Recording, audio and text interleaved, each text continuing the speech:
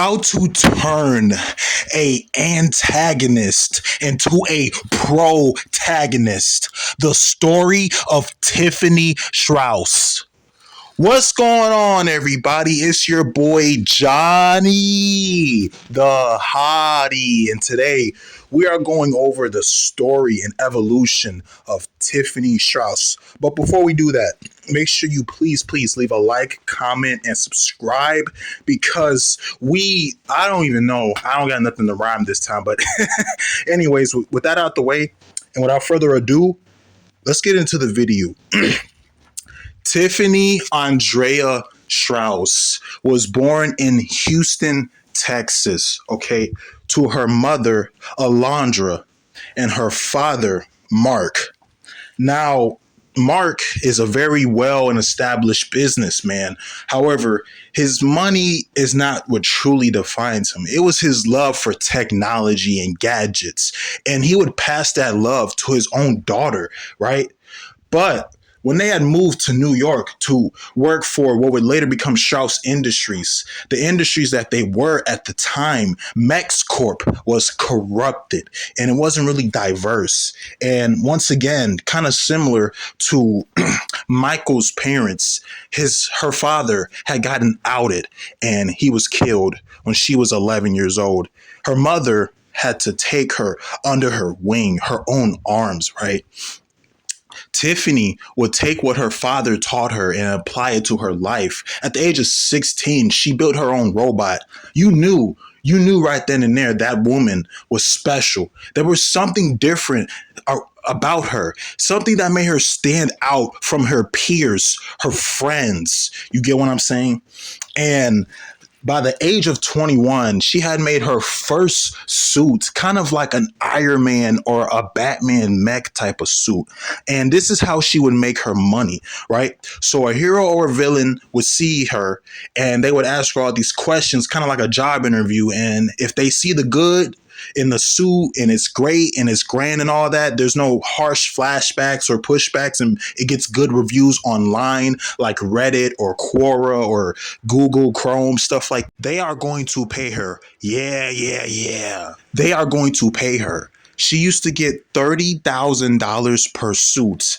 That $30,000 eventually turned into $60,000. That $60,000 into $90,000, $100,000, so on and so forth. And this is how Tiffany Strauss made her money, by making technology, suits, and gadgets and trinkets and armors, just like her father taught her, right? However, here's how she became the antagonist, because the more money she got, the more power she got, and she got power hungry and needy. Okay. And then here's how she lost her money. Yeah. Huge shocker, right?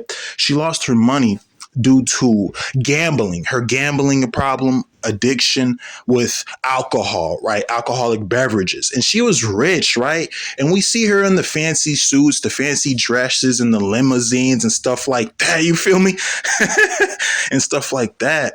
And she was like, Mom, I got the money, I got the power, I got all of this stuff, Mom. You know what I'm saying? Like, and her mom, she walks up to her, right? She puts her hand on Tiffany's shoulder and she sighs. She's like, Tiff, you have everything, but yet you still have nothing. And Tiff kind of sort of knew and understood what her mother meant, but not really. She was still young, doesn't know too much about life. And literally the day she lost all her money, right? She was bankrupt. $0 in her bank account, zeros all across the board. That's when she got kidnapped. Yes, Tiffany, the great Tiffany, who was so smart and scientific and almost like this otherworldly, larger than life character in New York, had gotten kidnapped. And she was taken to the woods, the tunnels, the caves, and the underground bunkers. And the men and women who kidnapped her, they would torture her, right? They would beat her. They would whip her. You know what I'm saying? And they would do all kinds of things to her. You know what I'm saying? Yeah, Tiff was kind of a bully. She would, pick on people smaller than her, but it was nothing that would deserve this. It was nothing like over the top. You get what I'm saying? Nothing really evil or wicked or callous. It was pretty much like a school bully who took their pranks a little too far. You get what I'm saying? So for them to do this to her was really sad and disheartening. They even electrocuted her, right? They whipped her. They took these whips and these belts and they just kept hitting her on the back in the cave or the bunker, right? And they even waterboarded her. Like they put a towel over her face and they pour water on that towel. You get what I'm saying? Like they just took her and just, I don't even know what, man. She was chained up to the wall of the cave or the bunker. And what they did to her was nasty, but oh my goodness gracious, what they did to those kids and those elderly people is something that nobody should ever have to go through. I don't want to go into it. You might have to check my Patreon for that video. Like Chanosa Comics does not hold back when it comes to stuff like this, okay? Like they just don't give a, you know what. So she was in captivity for about 2 years, right? She was kidnapped in 2008. She escaped in 2010. And when she finally escaped captivity, though, you could see something different about her. All right. Her mindset, her mentality, and morality had changed. You know what I'm saying? So now she's making suits and tech and armor again, but it's not for super villains anymore. She now wants to become a superhero. You get what I'm saying? She's no longer that school bully or has any toxic traits and stuff like that. These little sarcastic. I mean, yeah, she does still tell sarcastic jokes. She is kind of funny, right? Like when Trent was going over some scientific math problem that he had gotten wrong, instead of her shutting him down and saying, "Oh, you're incorrect," or "That's stupid," she was like, "Wow, Einstein, your math is blowing my mind." And then she imitates a bomb exploding like, so there are some funny moments in the story along with the serious moments. They balance each other out, you know. But she started making these gauntlets for her wrists and her ankles. And she had to teach herself how to fly, how to jump, how to run with those things on, how to shoot bullets and fire and all kinds of cool stuff, right? You know what I'm saying? She's just doing what she does best, doing what her father taught her all those years ago when she was a little girl. But now she's not doing it for villains. She's doing it for those kids, those elderlies, those people who aren't as gifted and blessed and talented as her. She even said, you know, Tiff, you got a second shot. Don't miss. Don't fuck this up. You know what I'm saying? So, but there was a time when she was making the suits and the gadgets for the kids. And this took her years and years because she had to figure out how to build them, where to get the supplies, how to pay for them, you know, how to train herself to fight with those things on. So, yeah, it took like 4 to 5 years. She escaped in 2010. She didn't rescue them until 2014. So yeah, it took a while, you know, and we see her drinking, sweating, vomiting, waking up in the middle of the night in heat sweats and having panic attacks. You know what I mean? Even had to take her medications that her doctor prescribed her. She's still traumatized by what she and those children and elderly people went through in the caves and bunkers. But there was this one time where she really wanted to give up on making the gadgets because it was too much. She threw her wrench towards the wall. The wall had a shelf and there was a picture on the shelf. The picture falls off of the shelf onto the ground and Tiffany looks in the direction of the noise. She walks over to the picture, picks it up, and it's a picture of her and her father, right? When Tiffany had made one of her first gadgets. And she was little, she was missing some teeth. She was like 9 years old in this photo, right? She's in her like late 20s, early 30s now. And she has tears in her eyes and she brings the photo up to her chest as if she's hugging her father in the photo.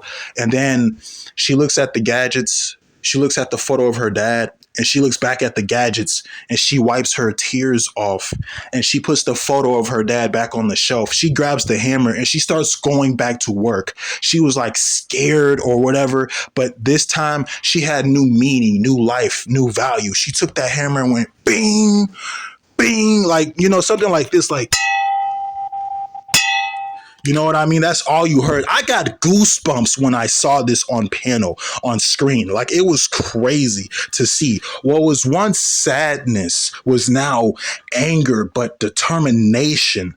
You know what I'm saying? So her love for her father made her make those suits to the best of her abilities, right? And then there's the night when she went back and got her revenge, not just for her, but those children, all right? So here we go, right?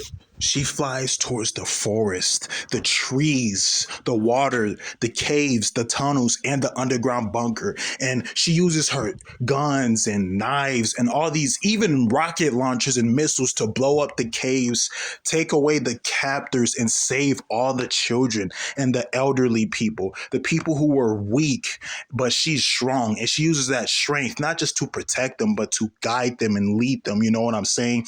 And she uses her gauntlets to make these long sticks or long wing like things. And all of the kids and elderly people grab on. And she's like, you can hear her whisper, come on, babies, come on, babies. Like, these weren't even her kids, but she still protected them as if she was their mother and if they were her own children.